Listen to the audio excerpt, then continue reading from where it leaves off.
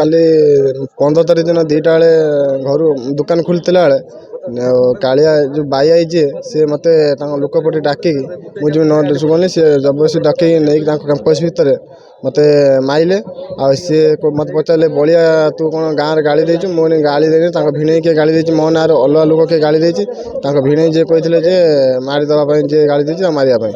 ଆଉ 10ରୁ 15 ଜଣ ଲୋକ ରଖି ମୋତେ ସେ ମାରିଛନ୍ତି। ମୋ ସାଙ୍ଗ ଗୋଟେ ଥିଲା ବି ତାଙ୍କୁ ବି ମାରିଛନ୍ତି। ଆଉ ବିଧା ଗୁଇଁଟା ଖଣ୍ଡାରେ ଧମକ ଦେଇଛନ୍ତି ମାରିବା ପାଇଁ। ଆଉ ବି ଖଣ୍ଡା ବି ମୋ ଉପରେ ଚଲେଇଛନ୍ତି।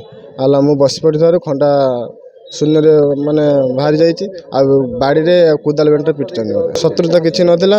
ସିଏ ତାଙ୍କୁ କିଏ କହିଛି ମୋ ନାଁ ହେଲା ଗାଁରେ ବଳିଆ ବୋଲି। ଆଉ ଜଣେ ବି ଅଛନ୍ତି କିଏ ବଳିଆ, ସେ ତାଙ୍କୁ କ'ଣ କିଏ ଗାଳି ଦେଇଥିଲେ ବୋଲି ସେ ମୋତେ ଭାବିକି ତାଙ୍କୁ ମାରିଛନ୍ତି। ତାଙ୍କ ଭିଣେଇ ବି କହିଲେ ଯେ ସିଏ ଛୁଆ ନୁହଁ, ତଥାପି ସେ ମୋତେ କହିଲେ ଯଦି ମାରିମି ସେ ମୋର କ'ଣ କରିପାରିବ, କେଉଁ ପୁଲିସବାଲା କିଏ ମୋର କିଛି କରିପାରିବନି। ମୁଁ ମାଇଲେ ଥାନା ବାଲା କହିଲେ ଯେ ତାଙ୍କୁ ତ ଶୀଘ୍ର ଆରେଷ୍ଟ କରିବା ପାଇଁ, କିନ୍ତୁ ତାଙ୍କର ତ ସିଏ ଆସିନାହାନ୍ତି। ତାପରେ ମୁଁ ରିପୋର୍ଟ ତ ଦେଇଗଲି ଥାନାରେ। ଥାନା ବାଲା କହିଛନ୍ତି ଏଟା ବୁଝିବା ପାଇଁ। ମୋତେ ତ ନ୍ୟାୟ ଦରକାର। ମୁଁ ତ ଜାଣିନି ସେ ବିଷୟରେ କିଛି।